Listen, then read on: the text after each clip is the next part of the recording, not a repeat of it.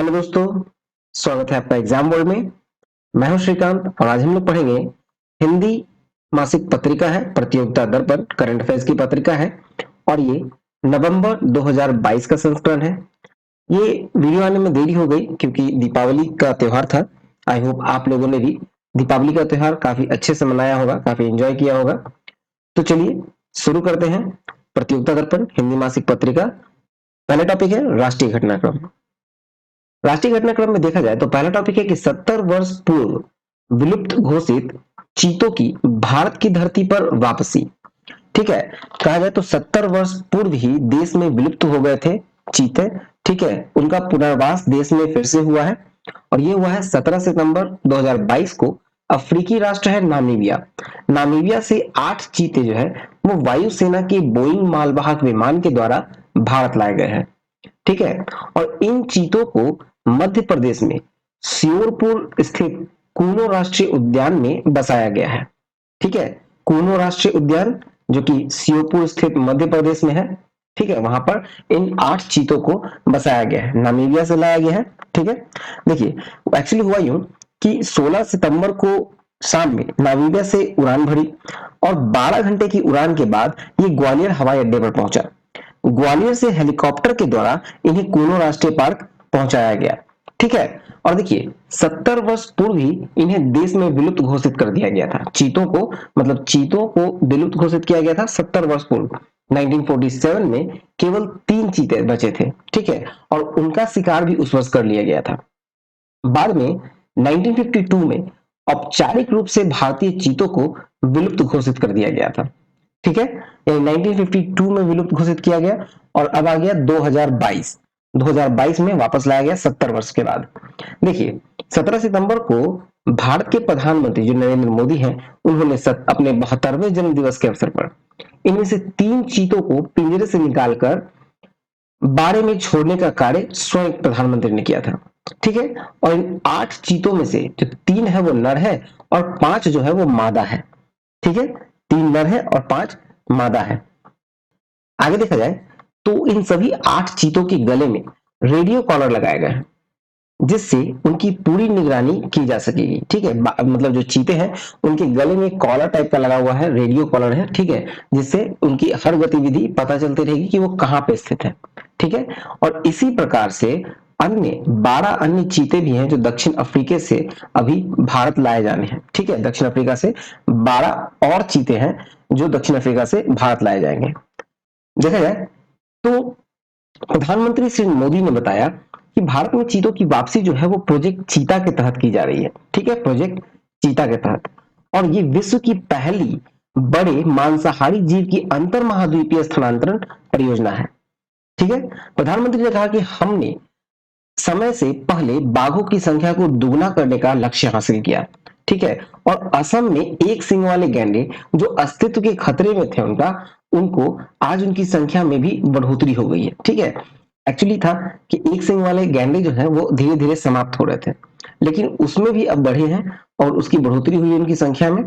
अब देखा जाए तो पिछले कुछ वर्षों में जो हाथियों की संख्या थी वो 30,000 से अधिक हो गई है। भारत में हाथियों की संख्या अब 30,000 से अधिक हो गई है। इन्होंने और बताया कि देश में 75 आर्द्र भूमियों को रामसर स्थल घोषित किया गया, जिनमें से 26 स्थल को पिछले 4 वर्षों में जोड़ा गया है।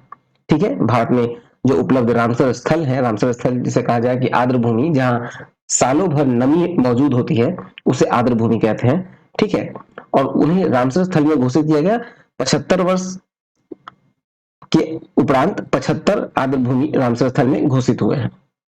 ठीक है, चलिए अब नेक्स्ट देखें। नेक्स्ट टॉपिक है मझगांव डॉक शिप बिल्डर्स द्वारा निर्मित युद्धपोत तारागिरी का जलावतरण।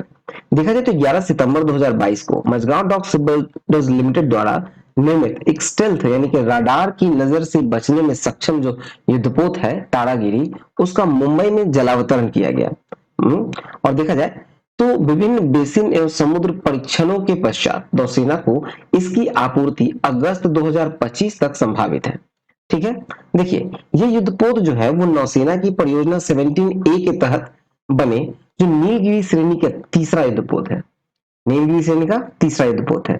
इसकी क्षमता की बात करें तो ये 149 मीटर लंबे हैं और 17.8 मीटर चौड़ा है। 2 गैस टरबाइन से संचालित होते हैं और इस युद्धपोत का जो विस्थापन क्षमता है वो लगभग 6670 टन है, 6670 टन।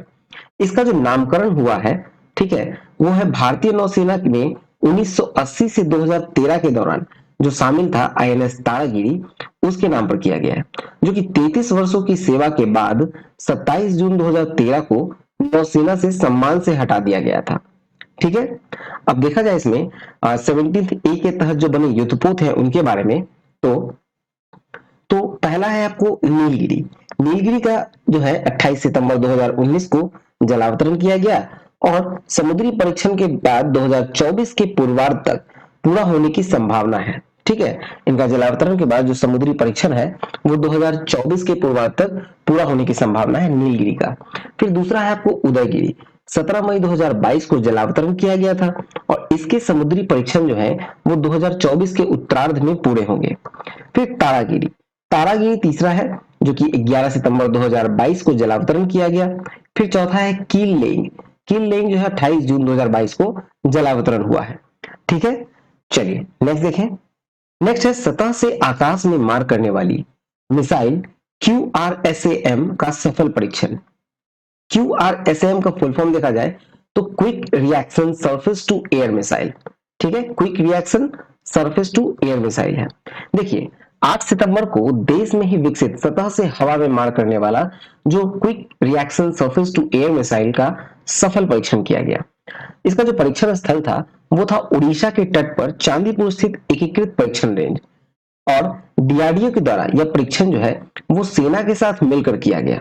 डीआरडीओ ने किया सेना के साथ मिलकर। 8 सितंबर को QRSAM मिसाइल का परीक्षण जो है इस मिसाइल का छठा परीक्षण था और वो भी सफल रहा। ठीक है, इसका क्षमता के बारे में देखें तो ये मिसाइल जो है हर मौसम में काम करने वाली मिसाइल है। लक्ष्य को पहचानने और इस पर निशाना लगाने में सक्षम इस मिसाइल की एक साथ कई लक्ष्य पे मार करने की क्षमता है। ठीक है, QRSAM जो मिसाइल है वो हर मौसम में काम कर सकता है। ठीक है, और ये किसी भी लक्ष्य को पहचान कर उसे निशाना लगाने में सक्षम है और एक साथ कई लक्ष्य पर मार करने की इसकी क्षमता है। और देखा जाए तो सतह से हवा में ये 25 से 30 किलोमीटर तक मार कर सकती है। सतह से जब हवा में ये लॉन्च होगा तो ये कम से कम 25 से 30 किलोमीटर तक ये मार कर सकती है। ठीक है, चलिए नेक्स्ट देखते हैं। नेक्स्ट है कोरोना के लिए देश में ही विकसित नेजल वैक्सीन के आपातकालीन उपयोग को औषधि महानियंत्रक की मंजूरी। ठीक है, यानी डीजीसीआई का मंजूरी दिया गया है।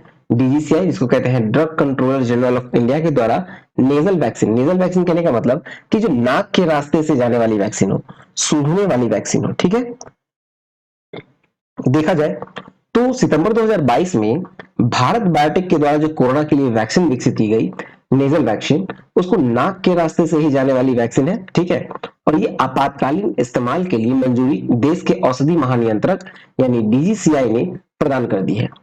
देखा जाए तो ये जो कोविड-19 वायरस की सुरक्षा के लिए, कोविड-19 वायरस से जो सुरक्षा होगा उसके लिए नाक से दिया जाने वाला देसी टीका है। ठीक है, यानी फर्स्ट इंट्रानेजल कोविड वैक्सीन है भारत का। और प्राथमिक टीकाकरण के साथ साथ 2 खुराक ले चुके लोग बूस्टर डोज के रूप में भी इसका इस्तेमाल किया जा सकता है। ठीक है, चाहे उन्होंने कोविड वैक्सीन के रूप में कोवैक्सीन लिया हो या फिर कोविडशील्ड लिया हो। ठीक है, अगर 2 खुराक ले भी चुके हैं तो इस वैक्सीन का इस्तेमाल एक्चुअली बूस्टर डोज के रूप में कर सकते हैं। ठीक है, और ये वैक्सीन जो है वो नाक के अंदरूनी हिस्सों में इम्यूनिटी तैयार करती है और इसे ज्यादा कारगर माना जा रहा है क्योंकि कोरोना सहित जो हवा से फैलने वाली अधिकांश बीमारियों का संक्रमण का जो रूट होता है वो प्रमुख रूप से नाक ही होता है। ठीक है, चलिए नेक्स्ट देखें। नेक्स्ट टॉपिक है महाराष्ट्र में विधान परिषद की सदस्यता के लिए उद्धव ठाकरे के नेतृत्व वाली पूर्ववर्ती सरकार द्वारा संस्तुति नामों की सूची शिंदे सरकार ने वापस मंगाई। देखा जाए तो महाराष्ट्र के जो विधान परिषद की सदस्यता के लिए उद्धव ठाकरे ने जो अपने मुख्यमंत्री के कार्यकाल में 12 नामों की सूची को राज्यपाल के पास भेजा था विधान परिषद की सदस्यता के लिए। ठीक है, लेकिन अब वहां की सरकार है एकनाथ शिंदे की और एकनाथ शिंदे ने उन 12 नामों को वापस ले लिया है। 12 नामों की सूची को राजभवन से वापस मंगाया। उद्धव ठाकरे ने विधानसभा परिषद की सदस्यता के लिए इसे 2020 में भेजी थी, ठीक है, लेकिन 2 वर्ष से अधिक हो गया और राज्यपाल ने इस सूची पर कोई निर्णय अभी तक नहीं किया था, ठीक है। और इसलिए अब उन 12 लोगों की जो सूची है, जिसमें आपको शिवसेना, कांग्रेस और राकांपा के मंत्री थे, मतलब 4-4 सीट तीनों के थे, इन 12 लोगों की जो सदस्यता का जो नाम शामिल था, उनकी सूची को वापस मंगा लिया है एकनाथ शिंदे ने। अब कहा जा रहा है कि एकनाथ शिंदे की जो सरकार है वो राज्यपाल को एक नया मनोनयन के लिए एक नए 12 नामों की नई सूची राजभवन को भेजेगी, ठीक है, ठीक है। और इस सूची में अब शिंदे गुट और भाजपा कोटे के नाम हो सकते हैं, ठीक है, शिंदे गुट के और भाजपा के। चलिए नेक्स्ट देखिए। नेक्स्ट टॉपिक है नेपाल यात्रा के दौरान भारत के थल सेना प्रमुख जनरल मनोज पांडे को नेपाली सेनाध्यक्ष की मानद रैंक। देखा जाए तो 4 से 8 सितंबर 2022 को रक्षा संबंधों के सिलसिले में भारत के थल सेनाध्यक्ष जनरल मनोज पांडे नेपाल की यात्रा पे थे और 5 सितंबर को जनरल पांडे ने नेपाली राष्ट्रपति विद्यादेवी भंडारी से शीतल निवास, जिसे राष्ट्रपति भवन कहते हैं, शीतल निवास को, वहां मुलाकात की और जहां एक समारोह में नेपाली सेना के जनरल की मानद रैंक राष्ट्रपति ने उन्हें प्रदान की। 1950 में शुरू हुई इस परंपरा के तहत भारत और नेपाल एक दूसरे की सेना प्रमुख को अपनी सेना के जनरल का मानद रैंक प्रदान करते हैं, ठीक है। और देखा जाए तो 5 दिन के नेपाल प्रवास के दौरान शिवपुरी में सेना कमान एवं स्टाफ कॉलेज तथा पोखरा के मध्य कमान मुख्यालय का दौरा भी किया। भारतीय थल सेना अध्यक्ष जनरल पांडे ने वहां का दौरा किया और 6 सितंबर 2022 को नेपाली प्रधानमंत्री शेर बहादुर देउबा के साथ भारत नेपाल सैन्य संबंधों पर उनकी विस्तृत वार्ता हुई और साथ ही साथ भारत में जो सेना की भर्ती है, जो एक नई योजना है अग्निपथ योजना, उस पर भी चर्चा इस वार्ता में हुई थी, ठीक है। चलिए नेक्स्ट देखें। नेक्स्ट टॉपिक देखिए तो नेक्स्ट है पीएम श्री योजना। पीएम श्री योजना प्रधानमंत्री स्कूल्स फॉर राइजिंग इंडिया योजना है, ठीक है। पीएम श्री का फुल फॉर्म जो है आपको प्रधानमंत्री स्कूल फॉर राइजिंग इंडिया, ठीक है। और ये 5 सितंबर यानी कि शिक्षक दिवस के दिन विद्यालय शिक्षा प्रणाली का प्रणयन कर विद्यार्थियों को बेहतर भविष्य के लिए तैयार करने का उद्देश्य से इस योजना का घोषणा प्रधानमंत्री ने किया, ठीक है, शिक्षक दिवस के अवसर पर किया। और योजना की घोषणा करते हुए प्रधानमंत्री ने कहा कि इसके तहत पूरे भारत में 14,500 स्कूलों को अपग्रेडेशन पर इन्हें मॉडल स्कूल बनाया जाएगा, ठीक है। और पीएम श्री स्कूलों पर आने वाला जो खर्च है वो केंद्र सरकार वहन करेगी और जो राज्य सरकार होगी उनको निगरानी की जिम्मेदारी दी जाएगी, ठीक है। और पीएम श्री स्कूलों का प्रमुख विशेषताओं के बारे में अगर हम लोग कहें तो पहला विशेषता है कि पीएम श्री स्कूलों में शिक्षा प्रदान करने का एक आधुनिक परिवर्तन लाने वाला और समग्र तरीका होगा, ठीक है। और दूसरा होगा कि इनमें खोज उन्मुख और सीखने को केंद्र में रखकर शिक्षा प्रदान करने का तरीका पर जोर रहेगा, ठीक है। मतलब इसमें मुख्य केंद्र ये किया जाएगा कि सीखने को केंद्र कर शिक्षा प्रदान किया जाएगा, रटने को नहीं बल्कि सीखने को। और इसके केंद्र में अत्याधुनिक प्रौद्योगिकी, स्मार्ट क्लासेस, खेल समेत आधुनिक बुनियादी सुविधाओं पर ध्यान दिया जाएगा। अत्याधुनिक लैब स्थापित की जाएगी ताकि स्टूडेंट्स किताबी ज्ञान के अलावा प्रैक्टिकल से सीख सकें, ठीक है। लैब बनाए जाएंगे जिससे इंसान मतलब स्टूडेंट्स जो हैं वो किताब पढ़कर नहीं बल्कि प्रैक्टिकल कर सीख सकें, ठीक है। प्री प्राइमरी और प्राइमरी के बच्चों के खेल पर फोकस किया जाएगा। जो प्री प्राइमरी में है और जो प्राइमरी बच्चे होंगे, प्राइमरी स्कूल के बच्चे होंगे, उन्हें खेल पर फोकस किया जाएगा ताकि उनमें शारीरिक विकास हो सके, ठीक है। चलिए नेक्स्ट देखें। नेक्स्ट टॉपिक है क्राइम इन इंडिया 2021 रिपोर्ट। तो देखिए 30 अगस्त को राष्ट्रीय अपराध रिकॉर्ड ब्यूरो, जिसे हम लोग एनसीआरबी कहते हैं, नेशनल क्राइम रिकॉर्ड ब्यूरो, उसकी वार्षिक क्राइम इन इंडिया 2021 रिपोर्ट जारी की गई। और रिपोर्ट के अनुसार देखें तो जो संघीय अपराध है मतलब कॉग्निजेबल अपराध है, उनकी कुल संख्या जो है वो 60.9 लाख थी वर्ष 2021 में। पूरे भारत में जो संघीय अपराध है वो 60.9 लाख थी और 2020 की तुलना में 7.6% कम है, क्योंकि 2020 में ये कुल 66.01 लाख थी। ठीक है, अब वहां से घटकर आ गया है 60.9 लाख पे। 7.6% की कमी आई है संज्ञेय अपराध में। ठीक है, और 2021 में देखा जाए तो प्रति 1 लाख की जनसंख्या की तुलना में जो अपराधों की संख्या है वो है 445.9। प्रति 1 लाख जनसंख्या पे 445.9 जो है वो अपराध जनसंख्या पे अपराधों की संख्या है। ठीक है, अब देखिए जो हिंसक अपराध की दर है, जो प्रति लाख जनसंख्या पे हम लोग देखें, मतलब 1 लाख जनसंख्या पे कितने दर से जो हिंसक अपराध हो रहे हैं, तो सर्वाधिक है आपको असम में 76.6, फिर आपको दिल्ली में 57, पश्चिम बंगाल में 48.7, ये प्रति 1 लाख की जनसंख्या पे आता गया है। ठीक है, फिर आपको न्यूनतम हिंसक अपराध की दर अगर देखें, सबसे न्यूनतम कहां है, तो आपको गुजरात, आंध्र प्रदेश और तमिलनाडु। इसमें हिंसक अपराधों की श्रेणी में हत्या, दहेज, मृत्यु और गंभीर चोटें, अपहरण, बलात्कार आदि आते हैं। ठीक है, हिंसक अपराध में कौन कौन से आते हैं, तो आपको हत्या, दहेज, मृत्यु, गंभीर चोटें, अपहरण, बलात्कार, ये सब आता है संज्ञेय में, मतलब कॉग्निजेबल। ठीक है, अब देखते हैं हिंसक अपराध के मामले में 2021 में जो सर्वाधिक वृद्धि हुई है वो हुआ है ओडिशा में। 38 प्रति लाख से बढ़कर 48.6 प्रति लाख हो गया। ठीक है, जब कभी 1 लाख पे 38 था, अब वो बढ़कर 48.6 हो गया है। ये काफी सर्वाधिक वृद्धि है, सबसे अधिक तेजी से वृद्धि हुई है उड़ीसा में। इसमें आगे देखें तो 2021 के दौरान देश में औसतन 82 हत्याएं प्रतिदिन दर्ज की गई है। ठीक है, 2021 के दौरान औसतन 82 हत्याएं प्रतिदिन दर्ज की गई, जबकि प्रति घंटा अपहरण औसतन 11 मामले दर्ज हुए। अब देखा जाए तो 2021 में देश में कुल हत्याओं की संख्या अगर देखें तो वो है 29,272। इसमें आपको 0.3% की वृद्धि है। 2020 के कंपैरिजन में 0.3% की वृद्धि हुई है हत्याओं में। और हत्या के मामले में पहले 3 प्रदेश जो है वो है उत्तर प्रदेश, 3717 हत्याएं, मतलब 3717 हत्याएं हुई हैं 2021 में। फिर बिहार, बिहार में आपको 2799 है, महाराष्ट्र में 2330 है। ठीक है, फिर अगर प्रति लाख जनसंख्या पर हत्या के मामले देखें तो पहला स्थान है झारखंड का 4.1% देखा जाए, मतलब 1573, 1573 है। ठीक है, ये आपको प्रति लाख जनसंख्या पे बताया जा रहा है। ठीक है, हत्या के मामले पहला स्थान झारखंड का प्रति लाख जनसंख्या पे।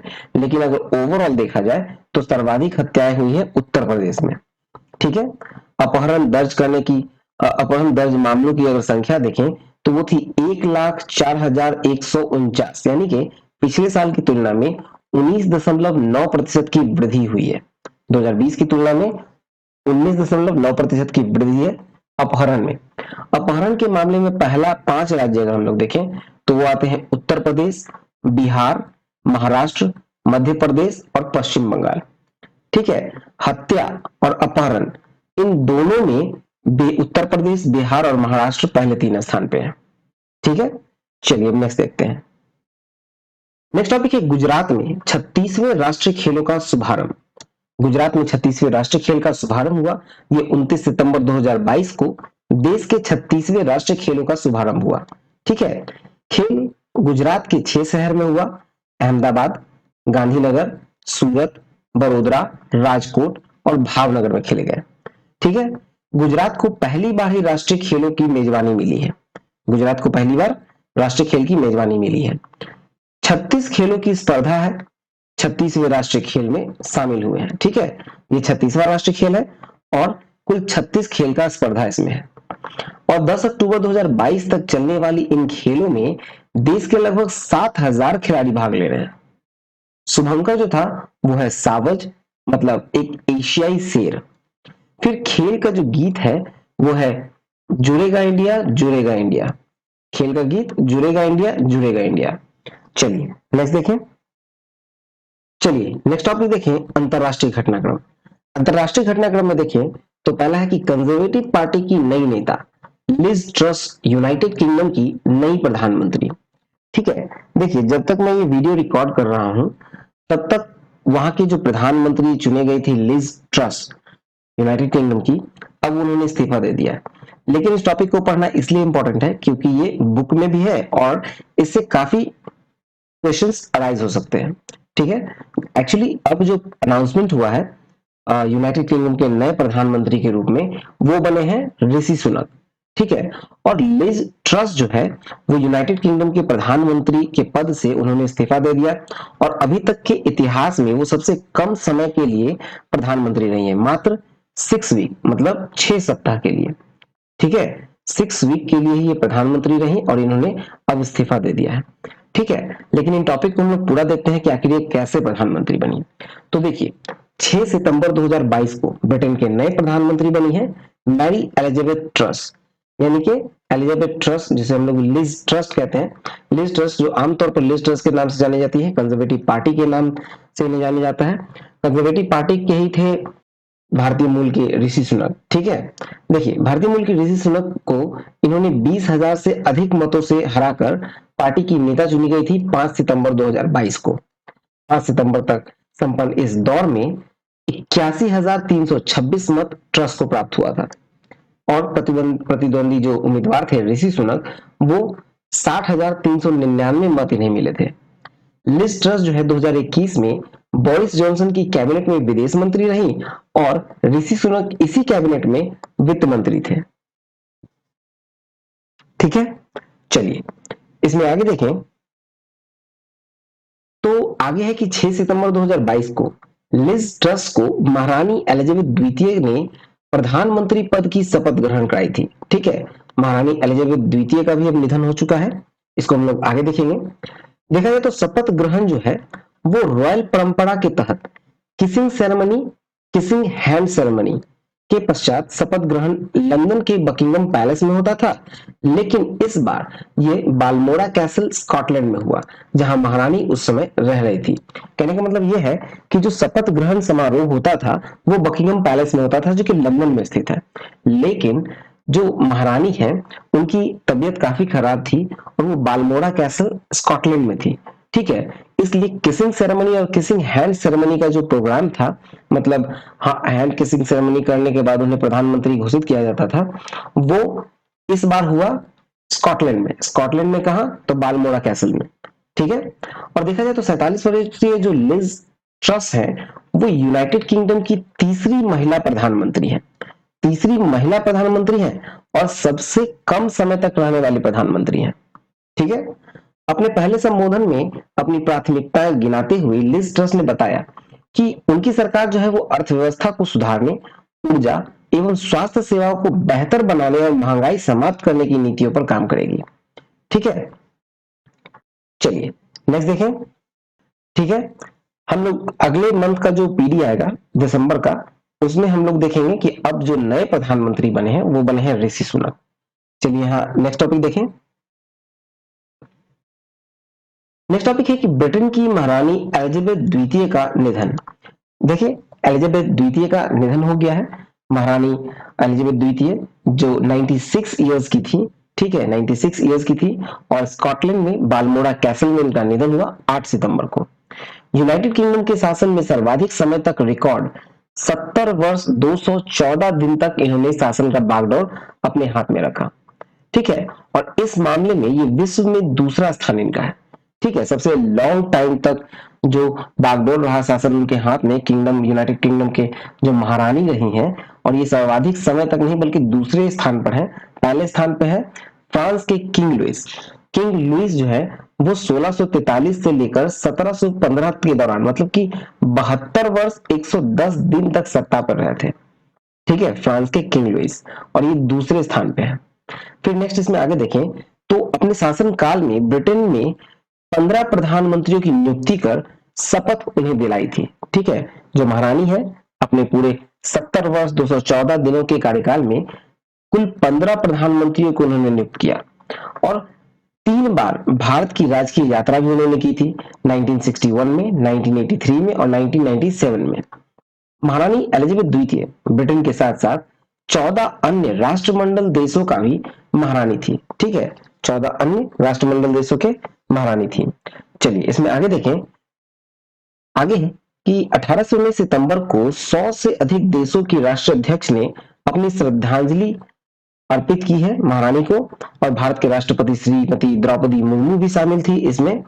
और 19 सितंबर को राजघराने की पारंपरिक और धार्मिक औपचारिकताओं के बाद विंडसर कैसल स्थित सेंट जॉर्ज चैपल में महारानी की जो पार्थिव शरीर था उनके पति प्रिंस फिलिप की कब्र के निकट ही दफनाया गया। ठीक है, चलिए नेक्स्ट देखते हैं। नेक्स्ट है प्रिंस ऑफ वेल्स चार्ल्स तृतीय अब किंग चार्ल्स बन गए। ठीक है, एलिजाबेथ द्वितीय का निधन होने के बाद प्रिंस ऑफ वेल्स जो चार्ल्स तृतीय हैं जिसको किंग चार्ल्स बने हैं। देखा जाए तो महारानी एलिजाबेथ द्वितीय का निधन के पश्चात उनके जो ज्येष्ठ पुत्र हैं, मतलब जो सबसे बड़े पुत्र हैं चार्ल्स तृतीय, वो ब्रिटेन के सम्राट बन गए हैं। ठीक है, प्रिंस ऑफ वेल्स तृतीय जिनका पूरा नाम है चार्ल्स फिलिप आर्थर जॉर्ज। ठीक है, चार्ल्स फिलिप आर्थर जॉर्ज। उनके पिता का नाम क्या था? उनके पिता का नाम था प्रिंस फिलिप। ठीक है, देखिए लंदन स्थित जेम्स पैलेस में राज्यारोहण परिषद की बैठक में प्रिवी काउंसिल ने नया सम्राट तथा उनकी पत्नी कैमिला पार्कर को क्वीन घोषित किया। ठीक है, चार्ल्स तृतीय की जो पत्नी है कैमिला पार्कर अब वो क्वीन हो गई हैं, और चार्ल्स तृतीय जो है वो महाराज बन गए हैं, सम्राट बन गए हैं। ठीक है, साथ ही चर्च ऑफ स्कॉटलैंड की रक्षा की शपथ भी किंग्स तृतीय ने ली। ठीक है, चलिए अब नेक्स्ट देखें। नेक्स्ट टॉपिक है कि अमेरिका ने अफगानिस्तान का गैर नाटो प्रमुख मित्र राष्ट्र का दर्जा समाप्त किया। ठीक है, गैर नाटो प्रमुख मित्र राष्ट्र का दर्जा समाप्त कर दिया गया अमेरिका के द्वारा अफगानिस्तान का। तो ये 23 सितंबर 2022 को अमेरिकी राष्ट्रपति जो बाइडेन ने एक अध्यादेश जारी करके अफगानिस्तान के मित्र राष्ट्र के दर्जे को तत्काल प्रभाव से समाप्त कर दिया है। अमेरिका ने क्या किया कि अमेरिका ने अफगानिस्तान को 10 वर्ष पूर्व मतलब 2012 में जो गैर नाटो प्रमुख मित्र राष्ट्र मतलब मेजर नॉन नाटो अलाई का दर्जा सितंबर 2022 में समाप्त कर दिया है। और ये दर्जा प्राप्त होने से अफगानिस्तान को अमेरिका से बड़े पैमाने पर सैन्य एवं आर्थिक सहायता प्राप्त होती थी।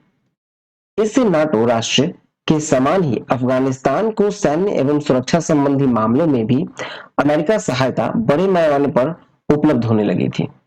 ठीक है, अब वो समाप्त कर दिया गया। चलिए नेक्स्ट देखें। नेक्स्ट टॉपिक है बांग्लादेश की प्रधानमंत्री शेख हसीना की भारत यात्रा। देखा जाए तो 5 से 8 सितंबर 2022 को बांग्लादेश की उच्च स्तरीय शिष्टमंडल के साथ बांग्लादेश की प्रधानमंत्री श्रीमती शेख हसीना ने भारत की राजकीय यात्रा की।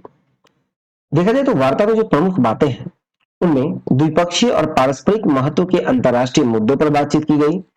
रक्षा, सुरक्षा, सीमा प्रबंधन, व्यापार एवं संपर्क, जल संसाधन, विद्युत एवं ऊर्जा आदि के क्षेत्रों में सहयोग की समीक्षा की गई। पर्यावरण, जलवायु परिवर्तन तथा साइबर सुरक्षा व ब्लू इकोनॉमी आदि के नए क्षेत्रों में सहयोग के लिए सहमति वार्ता में हुई। दोनों देशों के आपसी व्यापार विगत 5 वर्षों में 9 अरब डॉलर से बढ़कर 18 अरब डॉलर हो गया। ठीक है, दोनों देशों को जो आपसी व्यापार था वो पिछले 5 वर्ष में 9 अरब डॉलर से बढ़कर अब 18 अरब डॉलर हो गया है। ठीक है, ये वार्ता में बातें हुई और कनेक्टिविटी जो बढ़ाकर अगले 2-3 वर्षों में इसे 30 अरब डॉलर करने का भारत का इरादा है। फिर देखा जाए तो बांग्लादेश के लिए जो गेहूं है, चावल, चीनी, प्याज, अदरक, लहसुन आदि आवश्यक पदार्थों की जो आपूर्ति में वृद्धि का अनुरोध भी किया है मेहमान प्रधानमंत्री मतलब कि बांग्लादेश की प्रधानमंत्री शेख हसीना ने अनुरोध किया है कि बांग्लादेश के लिए गेहूं, चावल, चीनी, प्याज, अदरक और लहसुन आदि आवश्यक पदार्थों की आपूर्ति में वृद्धि की जाए। ठीक है, इसमें आगे है नदी जल बंटवारे का मुद्दा द्विपक्षीय वार्ता में सबसे प्रमुख मुद्दों में शामिल रहा। दोनों देशों के बीच 54 विभिन्न नदियों का प्रवाह साझा है। ठीक है, 54 विभिन्न नदियों का प्रवाह साझा है। और कहा जाए तो किंतु जल का जो विभाजन समझौता है वो अभी कुछ ही नदियों के मामले में हुआ है। जैसे आपको तीस्ता नदी के जल बंटवारे को लेकर शीघ्र समाधान का अनुरोध मेजबान प्रधानमंत्री ने भी किया इसमें भी। ठीक है, और देखा जाए तो दोनों देशों के बीच जो हस्ताक्षर हुए हैं कुछ 7 समझौतों पर हस्ताक्षर हुए हैं। तो वो 7 समझौते हैं कुशियारी नदी जल बंटवारा समझौता में पहला है।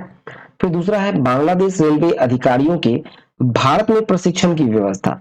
ठीक है, बांग्लादेश रेलवे के अधिकारियों की भारत में से रेलवे की मतलब उसकी प्रशिक्षण की व्यवस्था के लिए। और आईटी क्षेत्र में बांग्लादेश रेलवे की सहायता। ठीक है, आईटी क्षेत्र में भी बांग्लादेश रेलवे की सहायता भारत के साथ मतलब भारत करेगी। ठीक है, फिर बांग्लादेश की जो विधिक अधिकारियों की भारत की जुडिशियल एकेडमी में प्रशिक्षण से संबंधित समझौते हुए। दोनों देशों के विज्ञान एवं औद्योगिक अनुसंधान परिषद के बीच सहयोग हेतु समझौता हुआ। अंतरिक्ष के क्षेत्र में बांग्लादेश की सहायता हेतु समझौता हुआ। और प्रसार भारती व बांग्लादेश टीवी के बीच सहयोग हेतु समझौता शामिल है। ठीक है, इन 7 समझौतों पर हस्ताक्षर हुए हैं। ठीक है, चलिए अब नेक्स्ट टॉपिक की ओर मूव करें। नेक्स्ट टॉपिक है संघाई सहयोग संगठन का 22वां शिखर सम्मेलन उज्बेकिस्तान की राजधानी समरकंद में संपन्न। तो देखा जाए तो 15 से 16 सितंबर को संघाई सहयोग संगठन का जो 22वां समिट था, ठीक है, 22nd summit of council of heads of state of Shanghai cooperation organisation का, जिसको हम लोग शॉर्ट में एससीओ कहते हैं। ठीक है, उसका 22वां शिखर सम्मेलन उज्बेकिस्तान की राजधानी समरकंद में संपन्न हुआ। ठीक है, उज्बेकिस्तान की राजधानी समरकंद में संपन्न हुआ। कोविड-19 के कारण पिछले 2 वर्षों में ये शिखर सम्मेलन जो है वो क्रमशः रूस और तजाकिस्तान की मेजबानी में वर्चुअल तरीके से संपन्न हुआ था और अभी ये फिजिकली प्रेजेंट होकर संपन्न हुआ। ठीक है, उज्बेकिस्तान के राष्ट्रपति शौकत मिर्जियोयव ने इसकी मेजबानी की थी।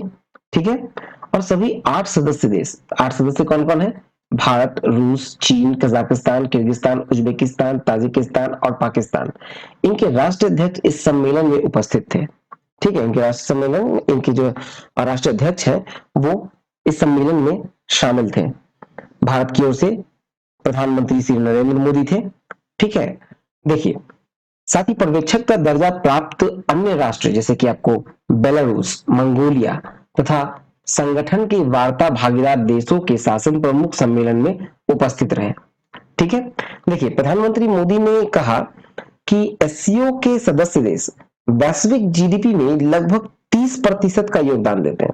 जो संघाई सहयोग संगठन के जो मतलब देश हैं वो पूरे कुल दुनिया का जीडीपी में लगभग 30% का योगदान देता है और विश्व की 40% जनसंख्या भी है जो इन्हीं एससीओ देशों में रहते हैं। ठीक है, एससीओ के जो देश हैं 8 देश वही निवास करती हैं लगभग 40% जनसंख्या पूरे विश्व की। ठीक है, और भारत के निवेश के लिए बेहतर गंतव्य बताते हुए प्रधानमंत्री ने कहा कि हम भारत को एक मैन्युफैक्चरिंग हब बनाने में प्रगति कर रहे हैं। ठीक है, इसमें आगे है कि इस वर्ष भारत की अर्थव्यवस्था में 7.5% की वृद्धि की आशा है, जो कि विश्व की बड़ी अर्थव्यवस्थाओं में सबसे अधिक होगी। ठीक है, आज भारत में 70,000 से अधिक स्टार्टअप है जिनमें 100 से अधिक यूनिकॉर्न है। ठीक है, भारत के वाराणसी को एससीओ की पहली पर्यटन एवं सांस्कृतिक राजधानी सम्मेलन में नामित किया गया। ठीक है, वाराणसी को किया गया है एससीओ की पहली पर्यटन एवं सांस्कृतिक राजधानी के रूप में सम्मेलन में नामित किया गया है। और ईरान के परमाणु कार्यक्रम, आतंकवाद, रासायनिक हथियार, बायोलॉजिकल हथियार एवं विधिक मामलों आदि पर भी प्रस्ताव जो है वो संयुक्त घोषणा पत्र में शामिल है। ईरान जो है वो शीघ्र ही एससीओ का 9वां सदस्य होगा। ईरान को एससीओ का 9वां सदस्य जल्द ही बनाया जाएगा। देखिए वर्ष 2023 में एससीओ शिखर सम्मेलन भारत में प्रस्तावित है। ठीक है, और वर्ष 2023 को पर्यटन वर्ष यानी कि एससीओ ईयर ऑफ टूरिज्म के रूप में स्वीकार किया गया है। ठीक है, वर्ष 2023 को पर्यटन वर्ष के रूप में यानी कि एससीओ ईयर ऑफ टूरिज्म के रूप में स्वीकार किया गया है। वर्ष 2025 को ग्लेशियर के लिए अंतरराष्ट्रीय वर्ष मतलब इंटरनेशनल ईयर ऑफ ग्लेशियर्स घोषित करने के ताजिकिस्तान के प्रस्ताव का सभी सदस्य राष्ट्र ने समर्थन किया है। ठीक है, चलिए नेक्स्ट देखिए। नेक्स्ट टॉपिक है यूएनडीपी मानव विकास रैंकिंग 2021-22 में भारत का 132वां स्थान। ठीक है, यूएनडीपी मानव विकास रैंकिंग 2021-22 में भारत का 132वां स्थान है। देखिए सितंबर 2022 को संयुक्त राष्ट्र विकास कार्यक्रम मतलब यूएनडीपी वर्ष 2021-22 की मानव विकास रिपोर्ट मतलब ह्यूमन डेवलपमेंट इंडेक्स एचडीआई विश्व भर में जारी की गई। ठीक है, और जो इस रैंकिंग में मतलब कुल देशों को शामिल किया गया रिपोर्ट में, तो वो है 191 देश।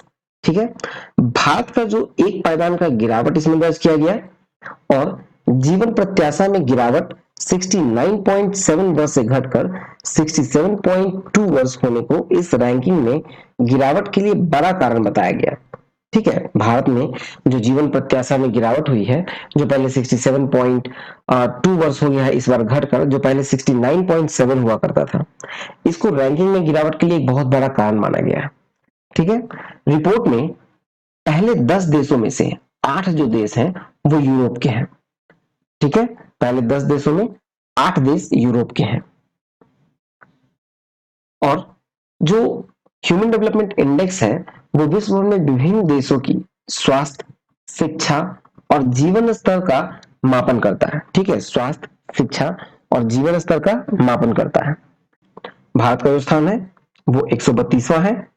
तो मानव विकास की दृष्टि से शीर्ष एक 10 राष्ट्र के बारे में, तो पहले स्थान पे आता है आपको स्विट्जरलैंड। इसका जो एसडीआई सूचकांक है वो है 0.962। पिछले वर्ष में 2020 में जो रैंक था इसका तीसरा स्थान था, लेकिन इस बार ये पहले स्थान पर है। रैंकिंग 0.962 हो गया। और नॉर्वे, नॉर्वे जो है वो 0.961 है, ये पहले स्थान पे था पहले, और इस बार ये दूसरे स्थान पे चला गया। तीसरे स्थान पे है आइसलैंड।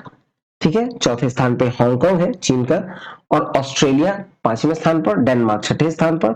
ठीक है, और सबसे नीचे से राष्ट्रों को देखें तो सबसे नीचे आता है आपको सूडान, दक्षिणी सूडान। ठीक है, दक्षिणी सूडान आपको 191 पे है, दक्षिणी सूडान 191 पे है।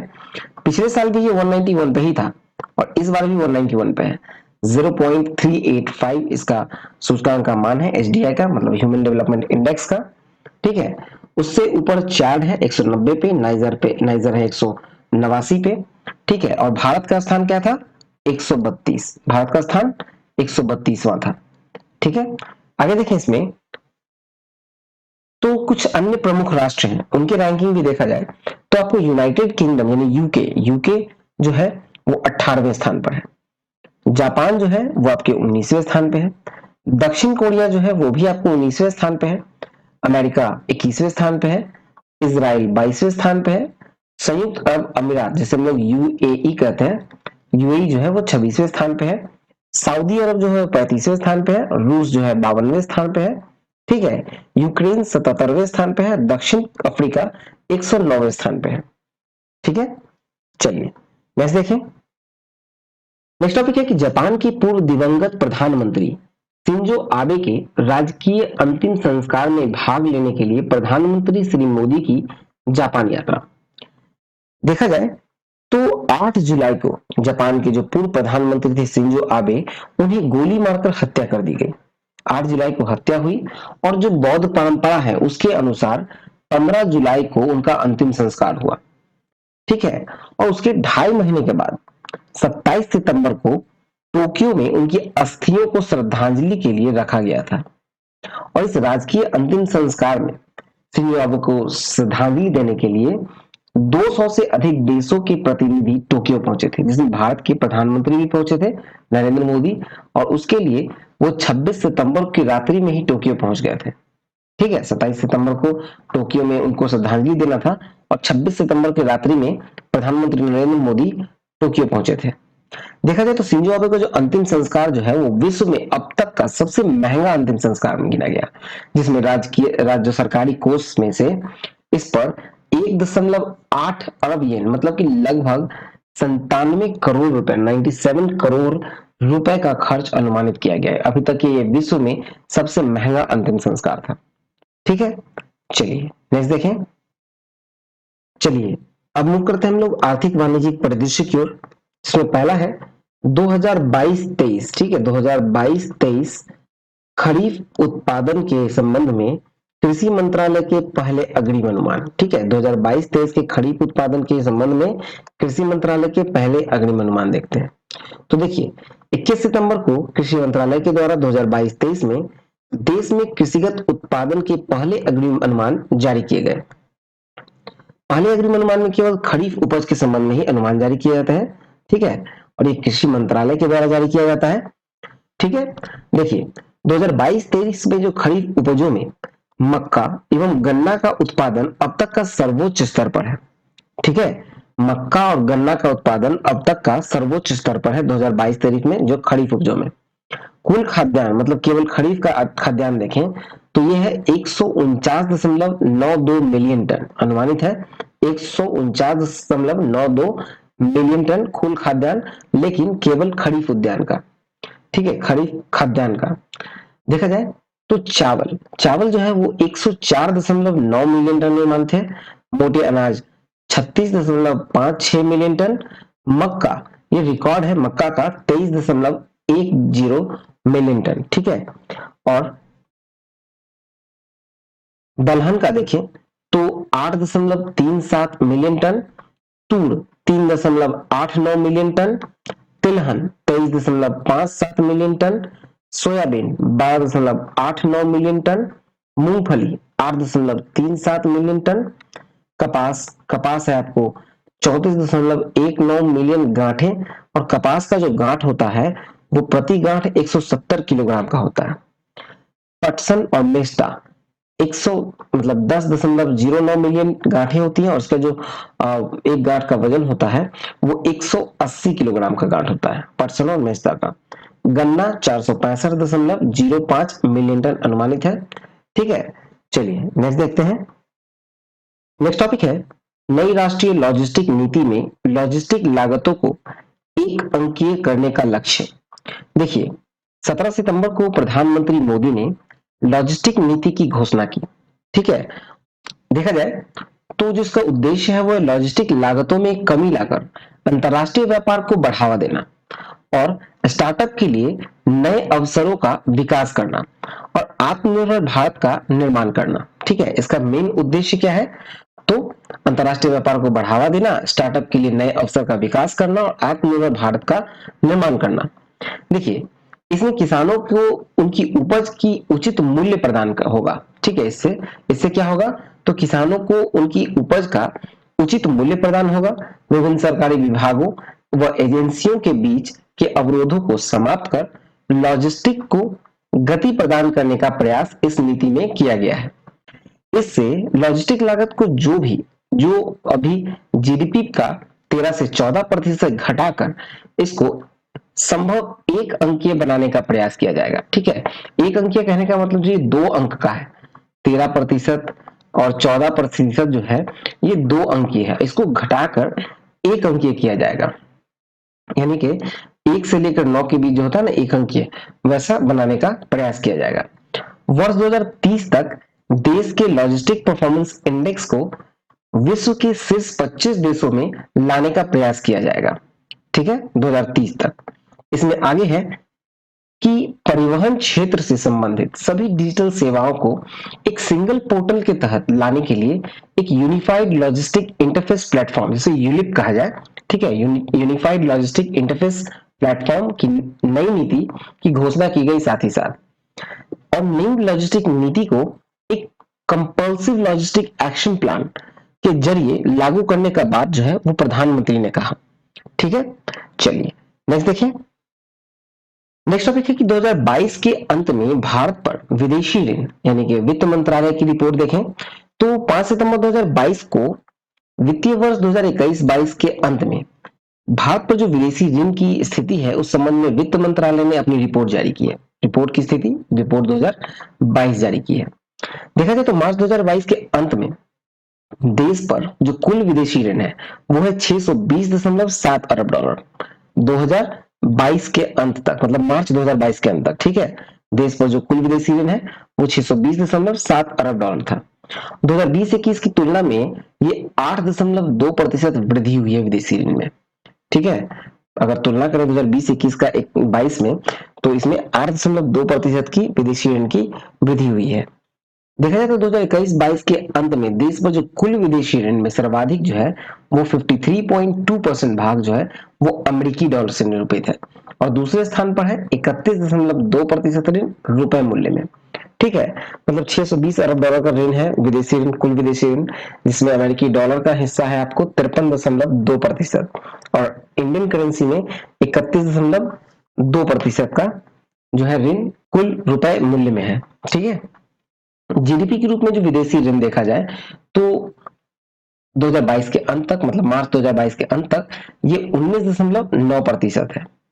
ठीक है, देखा जाए इसमें तो विदेशी ऋण संबंधित कुछ प्रमुख सूचकांक इसमें दिए गए। मतलब कुल विदेशी ऋण जो है अरब डॉलर में वो 620.7 अरब डॉलर है। ठीक है, फिर जो कि जीडीपी में आपको 19.9% आता है। कुल विदेशी ऋण जो सरकारी ऋण भाग है वो 19.2% है। कुल विदेशी ऋण में अल्पकालिक जो अल्पकालिक ऋण का भाग है वो 19.6% है अल्पकालिक। और विदेशी ऋण के प्रतिशत के रूप में आरक्षित विदेशी मुद्रा कोष 97.8% है। विदेशी मुद्रा कोष के प्रतिशत के रूप में अगर अल्पकालिक ऋण जो है अल्पकालिक ऋण का सेवा ऋण देखा जाए तो यह अनुपात है 5.2% का। जो सर्वाधिक विदेशी ऋण वाला जो पहला 20 राष्ट्र है उसमें आपको पहला आपको अमेरिका है। फिर इसका हो गया आपको कितना, जो विदेशी ऋण 2021 के अंत तक की स्थिति देखें तो 23,371 अरब डॉलर में।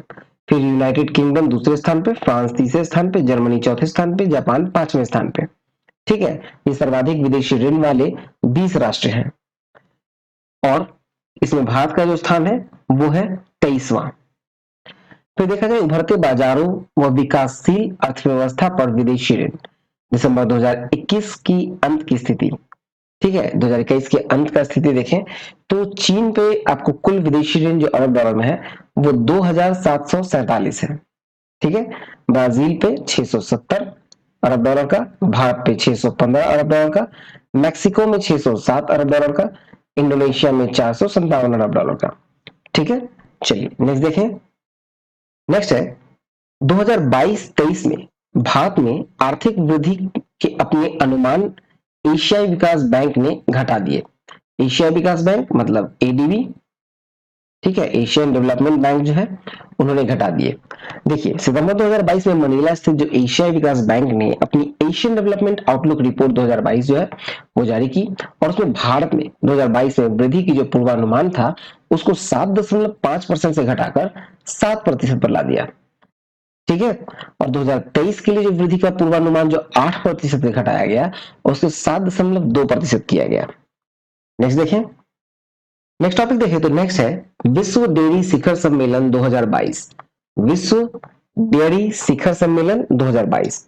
तो देखिए ये 12 से 15 सितंबर 2022 को अंतरराष्ट्रीय डेयरी महासंघ की विश्व डेयरी शिखर सम्मेलन 2022 का आयोजन किया गया ग्रेटर नोएडा में। और ग्रेटर नोएडा में India expo centre and mart में 12 सितंबर को इसका उद्घाटन किया गया प्रधानमंत्री नरेंद्र मोदी के द्वारा। पिछला सम्मेलन जो इसका हुआ था वो हुआ था 1974 में। ठीक है, और 1974 के बाद अब ये सितंबर 2022 में हुआ है। ठीक है, इसका जो थीम है विश्व डेयरी शिखर सम्मेलन का जो थीम था वो था पोषण और आजीविका के लिए डेयरी, मतलब इंग्लिश में कहें तो dairy for nutrition and livelihood. विश्व में सबसे बड़े दूध उत्पादक देश में अगर है तो वो है भारत। विश्व में सबसे बड़ा दूध उत्पादक देश भारत है।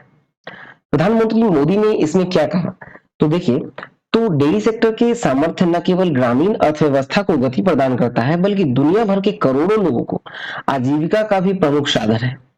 विश्व के अन्य विकसित देशों से अलग भारत का डेयरी सेक्टर की असली ताकत छोटे किसान है तथा भारत में डेयरी सेक्टर की पहचान जो है वो मास प्रोडक्शन से अधिक है और ये प्रोडक्शन बाय मासेस से है।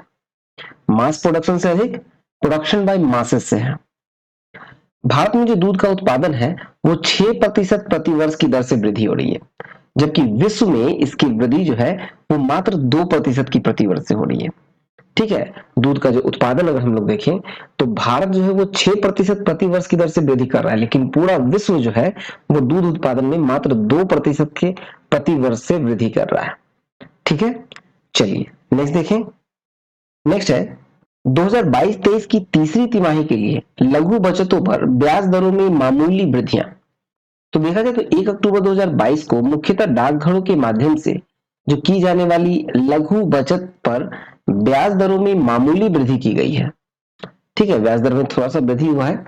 हम लोग दो स्थिति देखेंगे, एक है 1 जुलाई 2022 से 30 सितंबर 2022 की स्थिति और 1 अक्टूबर 2022 से 31 दिसंबर 2022 तक की स्थिति।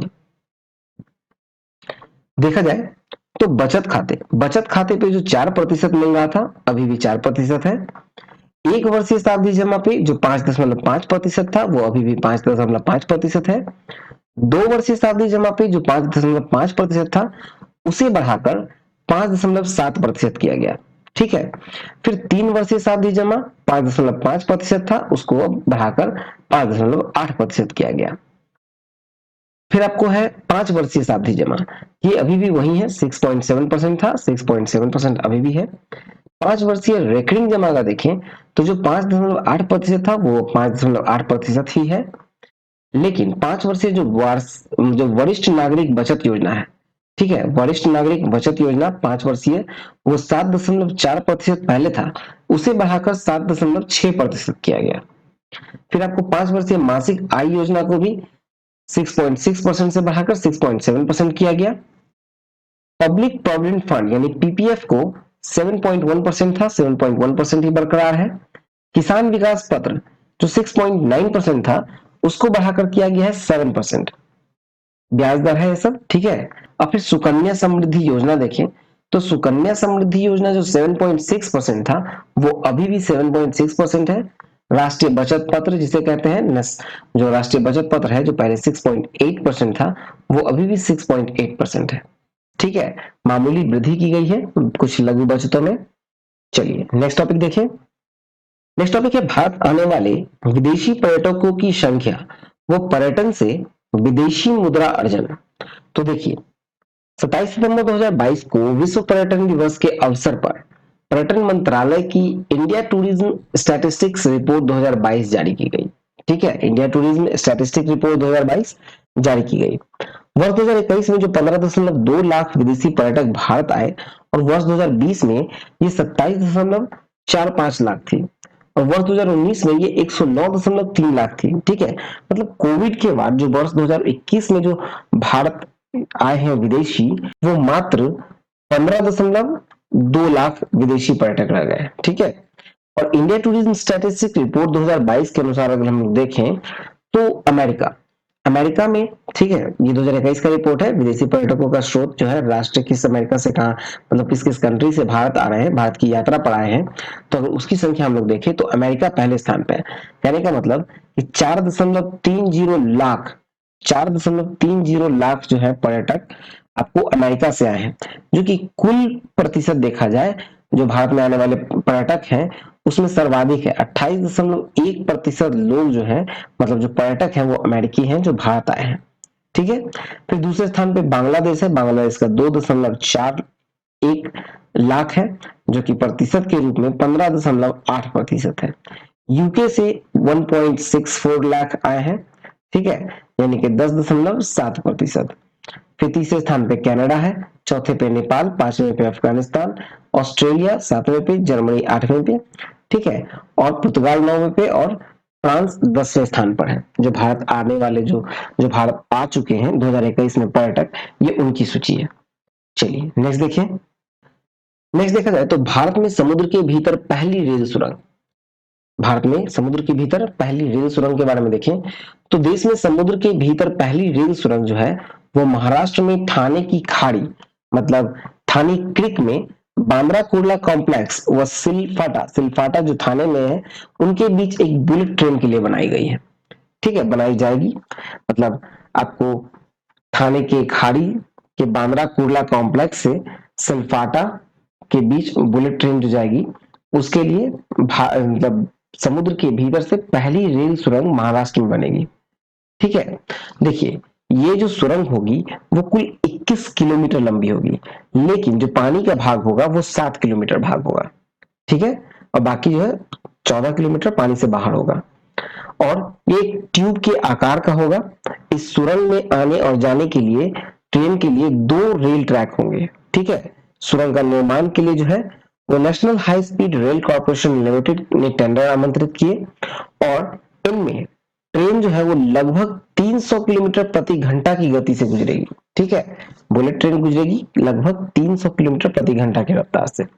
और देखा जाए तो ये सुरंग से मतलब 25 से 65 मीटर गहराई पर होगी और इसकी सबसे ज्यादा गहराई सल्फाटा के निकट पार्शिक पहाड़ी से 114 मीटर नीचे होगी। ठीक है, चलिए नेक्स्ट देखें। नेक्स्ट टॉपिक है 2022 में मानसूनी वर्षा सामान्य से अधिक रही। दीर्घकालिक औसत का 106% रहा मानसूनी वर्षा। देखा जाए तो मानसूनी मौसम जो है वो 1 जून से 30 सितंबर 2022 का समापन जो हुआ, ठीक है, 30 सितंबर 2022 को 1 जून से 30 सितंबर तक का जो मौसम था मानसून का उसका समापन हुआ 30 सितंबर को। और इस बार दक्षिण पश्चिम मानसून के दौरान प्राप्त की गई जो वर्षा है उसके संबंध में कुछ तथ्य हैं, महत्वपूर्ण तथ्य। अगर हम लोग उसको देखें तो इस सत्र में कुल 92.5 सेंटीमीटर वर्षा जो है वो अखिल भारतीय औसत दर्ज की गई, जो कि 106% है। ठीक है, जो 92.5 सेंटीमीटर वर्षा हुई है वो लगभग 106% होती है। ठीक है, और अगर दीर्घकालिक औसत अगर देखें तो 96 से 104% जो वर्षा होगी वो सामान्य कही जाती है, लेकिन इस बार जो हुई है वो 106% बारिश हुई है। ठीक है, और अगर सेंटीमीटर में देखें तो 92.5 सेंटीमीटर वर्षा हुई है। ठीक है, देखिए भारत के 4 व्यापक समरूप क्षेत्रों में दक्षिणी प्रायद्वीप मतलब साउथ पेनिनसुला में वर्षा सामान्य से अधिक है। भारत के 36 वायुमंडलीय उपखंड मतलब मेट्रोलॉजिकल सब डिविजन्स में से 18 उपखंडों में 2022 में मानसूनी वर्षा सामान्य है मतलब नॉर्मल रही है। और इन उपखंडों के तहत देश का 43% भौगोलिक क्षेत्र आता है। देखा जाए तो 12 उपखंड जिनके तहत देश का 40% भौगोलिक क्षेत्र आता है में यह सामान्य से अधिक मतलब एक्सेस रहा और शेष 6 उपखंड में इस वर्ष वर्षा सामान्य से कम रहा मतलब डेफिसिट रहा। ठीक है, और सामान्य से कम वर्षा वाले जो 6 उपखंड हैं वो है आपको नागालैंड, मणिपुर, मिजोरम, त्रिपुरा, पश्चिमी उत्तर प्रदेश, उत्तराखंड, हिमाचल प्रदेश, असम, मेघालय, लक्षद्वीप तथा जम्मू कश्मीर और लद्दाख इनमें शामिल है। ठीक है, चलिए नेक्स्ट देखें। नेक्स्ट टॉपिक देखें तो 5 माह में लगातार चौथी वृद्धि से रेपो रेट अब 3 वर्ष के सर्वोच्च स्तर पर। ठीक है, ये 5 माह का लगातार ये चौथा वृद्धि है रेपो रेट में, जो कि 3 वर्ष के सर्वोच्च स्तर पर पहुंच गया रेपो रेट। रेपो रेट अगर हम लोग देखें तो 30 सितंबर का देखते हैं, 30 सितंबर 2022 की स्थिति देखें तो रेपो रेट हो गया है 5.90। ठीक है, जो कि 5 अगस्त को ये 5.40 था, 8 जून को ये 4.90 था। ठीक है, और अब है 5.90। फिर रिवर्स रेपो रेट देखें तो ये अभी वही है 3.35%। ठीक है, और स्टैंडिंग डिपॉजिट फैसिलिटी यानी एसडीएफ रेट अगर देखें तो ये 5.65। फिर आपको मार्जिनल स्टैंडिंग फैसिलिटी यानी कि एमएसएफ देखें तो एमएसएफ है अभी 6.15, जो कि पिछले बार 5.65 था और इस बार इसे बढ़ाकर 6.15 किया गया। फिर नेक्स्ट है बैंक रेट। बैंक रेट जो है वो आपको 6.15% किया गया है। ठीक है, जो कि पहले 5.65 था अब 6.15 हो गया। नकद आरक्षण अनुपात मतलब सीआरआर कैश रिजर्व रेशियो पहले भी 4.50 था अभी भी 4.50 है। फिर आपको है संविधिक तरलता अनुपात। संविधिक तरलता अनुपात जो है वो 18% पहले भी था और अभी भी 18% ही है। ठीक है, चलिए नेक्स्ट देखते हैं। नेक्स्ट टॉपिक देखें तो देश के तीसरे वंदे भारत ट्रेन का गांधीनगर से मुंबई मार्ग पर परिचालन। तो देखिए 30 सितंबर को तीसरा वंदे भारत एक्सप्रेस का परिचालन हुआ। कहां से हुआ तो गांधीनगर के गुजरात के गांधीनगर से मुंबई सेंट्रल के बीच हुआ। ठीक है, ये तीसरा था। तो पहले 2 कब हुए थे तो पहला वंदे भारत एक्सप्रेस जो रेलगाड़ी था उसका परिचालन हुआ था आपको नई दिल्ली से वाराणसी के रूट पर 19 फरवरी 2019 को। ठीक है, ये पहला था। फिर दूसरा कब हुआ? तो दूसरा वंदे भारत एक्सप्रेस भी दिल्ली से श्री माता वैष्णो देवी का कटरा मार्ग पर शुरू हुआ था 3 अक्टूबर 2019 को। और इसके बाद अब 30 सितंबर 2022 को हुआ है तीसरा वंदे भारत का एक्सप्रेस का शुरू उद्घाटन। ठीक है, परिचालन शुरू हुआ है। और वंदे भारत एक्सप्रेस जो है वो सुरक्षा के अत्याधुनिक उपाय से युक्त पूर्णतः स्वदेशी रूप से विकसित ये रेलगाड़ी है। 180 किलोमीटर की इसकी रफ्तार है और 180 किलोमीटर की क्षमता, ये मतलब गति पाने का इसमें सक्षम है ये। और टक्कर रोधी प्रणाली, कवच सहित अत्याधुनिक सुरक्षा व्यवस्थाओं से ये लैस है। ठीक है, चलिए नेक्स्ट देखें। नेक्स्ट है वैश्विक नवाचार रैंकिंग 2022 में भारत का 132 देशों में 40वां स्थान। ठीक है, वैश्विक नवाचार मतलब जो ग्लोबल इनोवेशन इंडेक्स है उसमें कुल 132 देशों में भारत का स्थान क्या है? तो ये 40वां स्थान है। तो 29 सितंबर 2022 को वैश्विक नवाचार सूचकांक रिपोर्ट जो है वो विश्व भर में जारी की गई। इसकी गणना विभिन्न देशों की आर्थिक, सामाजिक व राजनीतिक घटनाओं पर कड़ी नजर रखते हुए की जाती है। ठीक है, और विश्व बैंक, मुद्रा कोष जो IMF है, इंटरनेशनल मॉनेटरी फंड है, और साथ ही विश्व व्यापार संगठन और यूनिसेफ जैसी अंतरराष्ट्रीय संस्थाओं के आंकड़ों के आधार पर 80 प्रमुख विभिन्न मानकों का इस्तेमाल इस सूचकांक के आकलन में किया जाता है। ठीक है, देखिए इस सूचकांक का जो मान होता है वो आपको 0 से 100 के बीच है। मतलब सूचकांक का जो अधिक मान होगा उसमें देश की स्थिति बेहतर होने की संभावना है, मतलब 0 से 100 तक है। ठीक है, अगर किसी का मान 100 है वो तो बेस्ट है, ग्लोबल इनोवेशन इंडेक्स में वो पहले स्थान पे होगा। उसी तरह से देखा जाए तो सूचकांक में भारत का जो स्थान है वो 40वां स्थान है, क्योंकि भारत का मान जो है वो 36.6 है। 2021 में भारत का स्थान था 46वां, और इस बार 6 पायदान का प्रॉफिट दिखाकर मतलब ये 40वें स्थान पर आ गया है। ठीक है, और इसमें हम देखें सूचकांक में अगर प्रथम 5 स्थान देखें तो सूचकांक में जो प्रथम प्रथम 5 स्थान है उसमें पहले स्थान पे है आपको स्विट्जरलैंड जिसका मान है 64.6। फिर है अमेरिका, अमेरिका में है 61.8। और स्वीडन तीसरे स्थान पे है 61.6। चौथे स्थान पे है यूनाइटेड किंगडम 59.7। और पांचवा है नीदरलैंड, नीदरलैंड है 58.0%। ठीक है, नीदरलैंड का है 58% यानी 58.0% दिखाया गया है। चलिए अब देखिए सूचकांक में अंतिम 3 स्थान देखें जो 132वें नंबर से स्टार्ट होगा। उसमें पहला 132वें स्थान पे आता है गुनिया 11.6। फिर इराक का है 11.6 और फिर बुरुंडी का है 12.3। ठीक है, और देखा जाए तो भारत और पड़ोसी देशों की रैंकिंग देखें, भारत और पड़ोसी देशों की रैंकिंग, तो चीन जो है वो 11वें स्थान पे है, भारत 40वें स्थान पे है, श्रीलंका 85वें स्थान पे है, पाकिस्तान 87वें स्थान पे, 102 पे है बांग्लादेश, और 111 पे है नेपाल, और 116 पे है म्यांमार। ठीक है, चलिए नेक्स्ट देखें। चलिए अब मूव करते हैं नियुक्तियों की ओर, यानी अपॉइंटमेंट। पहला है अफगानिस्तान के संयुक्त राष्ट्र में नई विशेष दूत। अफगानिस्तान में संयुक्त राष्ट्र की नई विशेष दूत कौन बने हैं? तो यह रोजा ओटुम्बाएव। नेक्स्ट है कि मीडिया जगत के ऑडिट ब्यूरो ऑफ सर्कुलेशन के नए चेयरमैन ये बने हैं प्रताप पवार, मराठी दैनिक समाचार पत्र सकाल का प्रकाशन करने वाले सकाल मीडिया प्राइवेट लिमिटेड के चेयरमैन। नेक्स्ट है इंडियन न्यूज़पेपर सोसाइटी के नए अध्यक्ष ये बने हैं के राजा प्रसाद रेड्डी, तेलुगु दैनिक समाचार पत्र साक्षी के हैं। नेक्स्ट इंडियन न्यूज़पेपर सोसाइटी के नए कोषाध्यक्ष कौन बने हैं? तो ये है तन्मय माहेश्वरी, अमर उजाला के। जैसे कि अखिल भारतीय आयुर्विज्ञान संस्थान नई दिल्ली के नए निदेशक तो ये हैं डॉक्टर एम श्रीनिवास। भारतीय आयुर्विज्ञान अनुसंधान परिषद मतलब Indian council of medical research ICMR के नए महानिदेशक बने हैं डॉक्टर राजीव बहल। जैसे कि जापान में भारत के नए राजदूत नियुक्त हुए, ये हुए हैं CB जॉर्ज। नेक्स्ट है न्यूजीलैंड में भारत के नए राजदूत ये बनी है नीता भूषण। न्यूजीलैंड में भारत के नए राजदूत नीता भूषण। नेक्स्ट है कि भारत के नए महान्यायवादी मतलब अटॉर्नी जनरल बने हैं, ये बने हैं आर वेंकटरमन, आर वेंकटरमनी, ये के वेणुगोपाल के स्थान पर आए हैं आर वेंकटरमनी। नेक्स्ट है समाजवादी पार्टी के राष्ट्रीय अध्यक्ष पुनः निर्वाचित हुए, तो ये हुए अखिलेश यादव।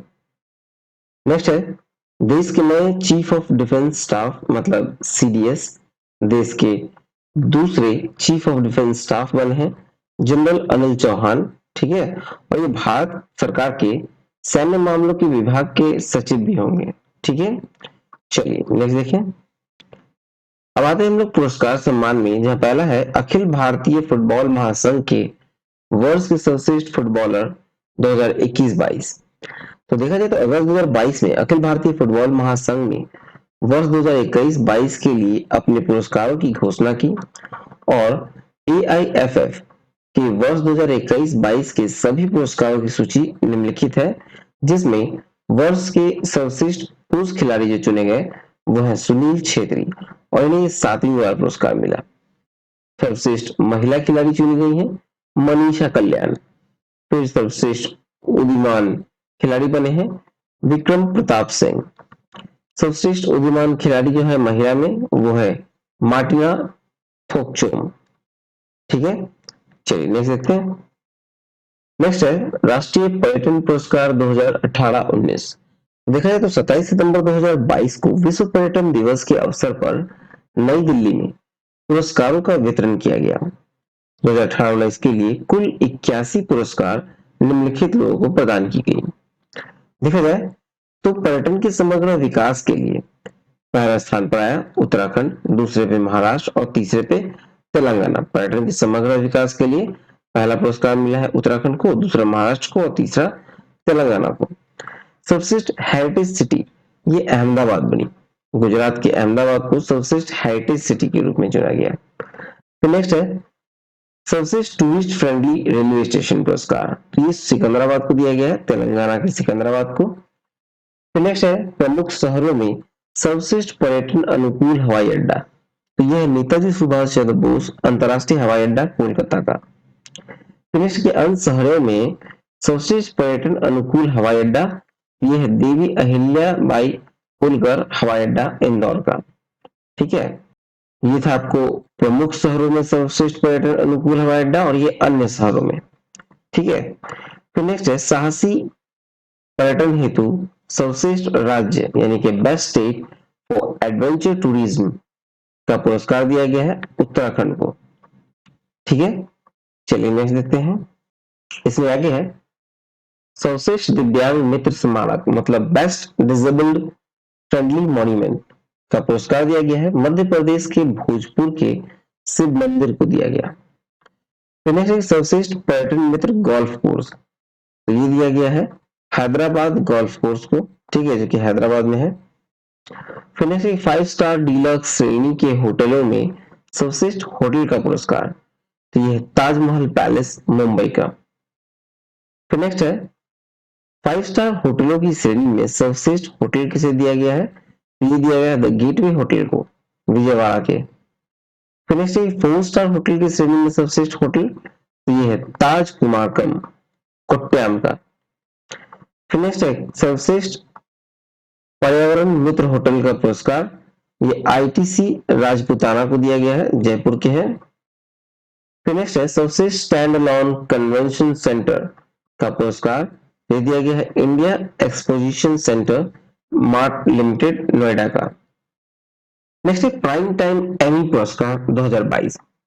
तो देखा जाए तो 12 सितंबर को अमेरिकी टेलीविजन कार्यक्रम के वर्ष 2022 के मतलब 74वें एमी पुरस्कार का वितरण लॉस एंजलिस में किया गया।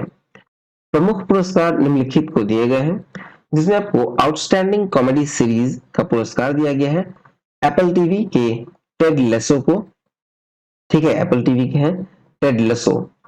और फिर है आउटस्टैंडिंग ड्रामा सीरीज का पुरस्कार दिया गया है HBO के सीरियल को जिसका नाम है सक्सेशन। कॉमेडी सीरीज में मुख्य भूमिका में आउटस्टैंडिंग अभिनेता का पुरस्कार किसे दिया गया है, ये दिया गया है जेसन सुडेकिस को, टेड लेसो की भूमिका के लिए दिया गया है। फिर नेक्स्ट है इसी श्रेणी में आउटस्टैंडिंग अभिनेत्री का पुरस्कार तो ये मिला है जीन स्मार्ट को, जिनको डेबोरा वेंस की हैक्स की भूमिका के लिए दिया गया है।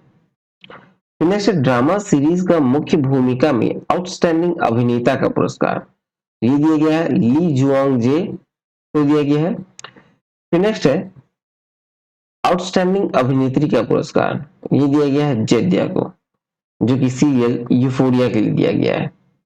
ठीक है, चलिए नेक्स्ट देखते हैं। नेक्स्ट है गुजराती फिल्म छेलो सो को ऑस्कर पुरस्कार 2023 हेतु भारत की आधिकारिक प्रविष्टि। तो देखा जाए तो वर्ष 2023 के ऑस्कर फिल्म पुरस्कार के लिए सर्वश्रेष्ठ अंतरराष्ट्रीय फिल्म की श्रेणी में भारत की आधिकारिक प्रविष्टि होंगी छेलो सो, जिसको इंग्लिश में कहा जाए the last film show.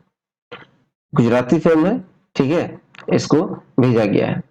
Next है निर्देशक है इसके जो पेन लनिल निर्देशक है पेन नलिन, और इस फिल्म के व्लाडोलिड अंतरराष्ट्रीय फिल्म समारोह में गोल्डन स्पाइक पुरस्कार जीता था। चलिए नेक्स्ट देखते हैं। नेक्स्ट है साहित्य अकादमी युवा पुरस्कार 2022। तो साहित्य अकादमी वर्ष का जो 2022 का जो युवा पुरस्कार है उसके लिए 23 भाषाओं के युवा साहित्यकारों को उनकी उत्कृष्ट रचनाओं के लिए फिलहाल चुना गया है। और साहित्य अकादमी पुरस्कार संविधान की 8वीं अनुसूची में शामिल है। 22 भाषाओं के अतिरिक्त अंग्रेजी व राजस्थानी सहित कुल 24 भाषाओं के लिए दिए जाते हैं।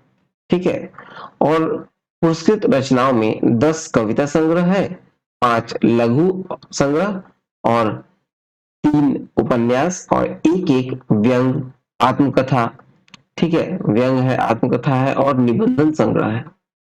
फिर कि मराठी भाषा के लिए पुरस्कार की घोषणा बाद में की जाएगी। हिंदी भाषा के लिए भगवंत अनमोल उपन्यास प्रमेय के लिए दिया गया है। ठीक है, हिंदी भाषा के लिए दिया गया है साहित्य अकादमी युवा पुरस्कार, वो दिया गया है भगवंत अनमोल को उनके उपन्यास प्रमेय के लिए। और अंग्रेजी भाषा के लिए जो दिया गया है वो दिया गया है मिहिर वत्स को, जिसको टेल्स ऑफ हजारीबाग के लिए दिया गया है। ठीक है, चलिए नेक्स्ट देखते हैं। नेक्स्ट है मध्य प्रदेश शासन का लता मंगेशकर पुरस्कार 2019, 20 और 21।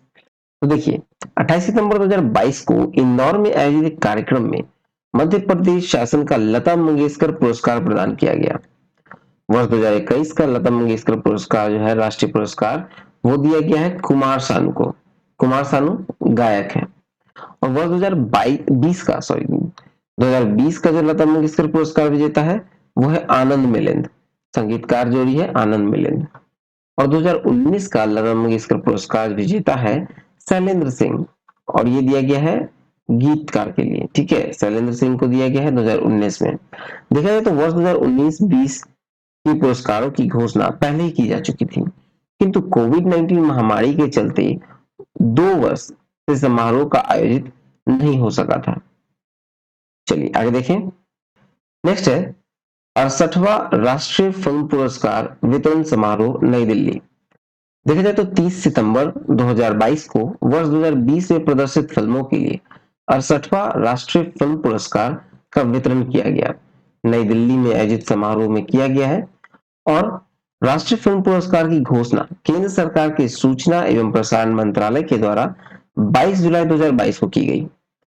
देखा जाए तो वर्ष 2020 की सर्वश्रेष्ठ फीचर फिल्म का पुरस्कार जो मिला वो मिला सराई पोट्टू को, जिसके निर्देशक है सुधा कोंगड़ा, तमिल फिल्म है। तो नेक्स्ट है सर्वश्रेष्ठ अभिनेता पुरस्कार, ये अजय देवगन और सूर्या दोनों को दिया गया है। ठीक है, अजय देवगन को दिया गया है film Tanhaji the unsung warrior के लिए, और सूर्या को दिया गया है सुराई पोट्टू के लिए। अभिनेत्री जो है सर्वश्रेष्ठ अभिनेत्री पुरस्कार ये अपर्णा बाल मुरली को दिया गया है सुराई पोट्टू में अभिनय के लिए। ठीक है, चलिए नेक्स्ट देखते हैं। नेक्स्ट है कि बीते वर्षों की जानी-मानी अभिनेत्री, निर्देशक, निर्माता और नृत्यांगना आशा पारेख को वर्ष 2020 का दादा साहेब फाल्के पुरस्कार। देखा जाए तो 30 सितंबर को नई दिल्ली में 68वें राष्ट्रीय फिल्म पुरस्कार वितरण समारोह में राष्ट्रपति द्रौपदी मुर्मू ने प्रदान किया है। और बॉलीवुड के बीते वर्षों की जानी मानी अभिनेत्री, निर्देशक और नृत्यांगना आशा पारेख को वर्ष 2020 के लिए देश के सिनेमा जगत के सर्वोच्च पुरस्कार जो है दादा साहेब फाल्के पुरस्कार से सम्मानित किया गया। दादा साहेब फाल्के पुरस्कार देश में सिनेमा जगत का सर्वोच्च पुरस्कार है, जो कि सिनेमा के क्षेत्र में रचनात्मक योगदान के लिए दिया जाता है। और पुरस्कार में 10 लाख रुपए और स्वर्ण कमल दिया गया। ठीक है, चलिए नेक्स्ट देखते हैं। नेक्स्ट है महाराष्ट्र का लता मंगेशकर पुरस्कार 2021-22। देखा जाए तो वर्ष 2021 का 21-22 का जो ये पुरस्कार है वो दिया गया है आपको पंडित हरिप्रसाद चौरसिया को, शास्त्रीय बांसुरी वादक है। और वर्ष 2020-21 का ये पुरस्कार जो दिया गया है, ये दिया गया है उषा मंगेशकर को, ये एक पार्श्व गायिका है। ठीक है, 21-22 दिया गया है पंडित हरिप्रसाद चौरसिया और 20-21 दिया गया है उषा मंगेशकर। चलिए नेक्स्ट देखते हैं। अब मूव करते हैं विविध की ओर। विविध में पहला है ताइवान में भीषण भूकंप।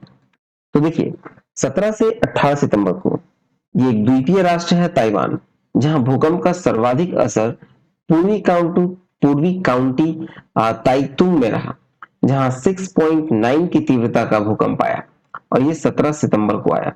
ठीक है, फिर 18 सितंबर को सुबह में मतलब प्रातः में कम से कम 47 झटके महसूस हुए और भूकंप के कारण अनेक दुर्घटनाएं हुई। रेलगाड़ियां जोर जोर से हिलने लगी, एक यात्री रेलगाड़ी पटरी पर ही उलट गई। भूकंप का केंद्र जो माना गया वो चिसांग शहर के निकट सतह से 7 किलोमीटर नीचे था। ठीक है, चलिए नेक्स्ट देखें। नेक्स्ट है ककाडू। ककाडू 2022। तो ये 12 से 22 सितंबर 2022 को ऑस्ट्रेलियाई नौसेना की मेजबानी में बहुराष्ट्रीय नौसैनिक अभ्यास डार्विन के तट पर संपन्न हुआ। इस संयुक्त राष्ट्र अभ्यास में भारत सहित 20 से अधिक देशों की नौसेनाओं व नौसैनिक विमानों ने हिस्सा लिया। भारतीय नौसैनिक पोत INS सतपुरा और लंबी दूरी की नौसैनिक पेट्रोलिंग विमान P-81 इस संयुक्त अभ्यास में शामिल रहे। थीम था पार्टनरशिप, लीडरशिप, फ्रेंडशिप। चलिए नेक्स्ट देखें। अब मूव करते हैं निधन की ओर। निधन में पहला है साइरस मिस्त्री। 2012 से 2016 के दौरान टाटा सन्स के चेयरमैन रहे साइरस मिस्त्री का 54 वर्ष की आयु में मुंबई के निकट पालघर में कार दुर्घटना में निधन हो गया। फिर नेक्स्ट है राजू श्रीवास्तव। ये जाने माने कॉमेडियन थे राजू श्रीवास्तव, जिनका 58 इयर्स की आयु में हृदयघात से मतलब हार्ट अटैक के कारण निधन हो गया। फिर नेक्स्ट है बी लाल। बी लाल जो है वो प्रसिद्ध पुरातत्ववेता, वो भारतीय पुरातत्व सर्वेक्षण के पूर्व महानिदेशक प्रोफेसर ब्रजबासी लाल का 101 वर्ष की आयु में निधन हो गया। अयोध्या में बाबरी ढांचे के नीचे राम मंदिर होने का साक्ष्य खोजने में महत्वपूर्ण भूमिका उनकी रही थी। ठीक है, चलिए नेक्स्ट देखें। अब मूव करते हैं पुस्तक की ओर। पहला है अंबेडकर अ लाइफ, लेखक है शशि थरूर। फिर नेक्स्ट है द लिविंग माउंटेन, इसके लेखक है अमिताभ घोष। चलिए मूव करें। तो चलिए इस वीडियो को यहीं पे स्टॉप करते हैं और जो बचा स्पोर्ट्स का मतलब जो खेल कूद है, इसको हम लोग नेक्स्ट वीडियो यानी क्रॉनिकल की वीडियो में ऐड कर देंगे। ठीक है, ये वीडियो काफी लंबा होने के कारण स्पोर्ट्स को यहाँ पर रोक रहे हैं और नेक्स्ट वीडियो में ऐड कर दिया जाएगा, यानी क्रॉनिकल के वीडियो में आपको प्रतियोगिता दर्पण के स्पोर्ट्स को भी ऐड कर दिया जाएगा। ठीक है, आई होप आपको अच्छा लगा हो। तो प्लीज वीडियो को लाइक करें, शेयर करें, सब्सक्राइब नहीं किया है तो प्लीज चैनल को सब्सक्राइब करके नोटिफिकेशन बेल दबा लें और पीडीएफ का लिंक आपको टेलीग्राम पे मिल जाएगा। ठीक है, और onlinestudycenter.in पे जाकर आप पीडीएफ सेक्शन से पीडीएफ डाउनलोड भी कर सकते हैं। ठीक है, तो चलिए मिलते हैं नेक्स्ट वीडियो में। Thank you for watching exam world.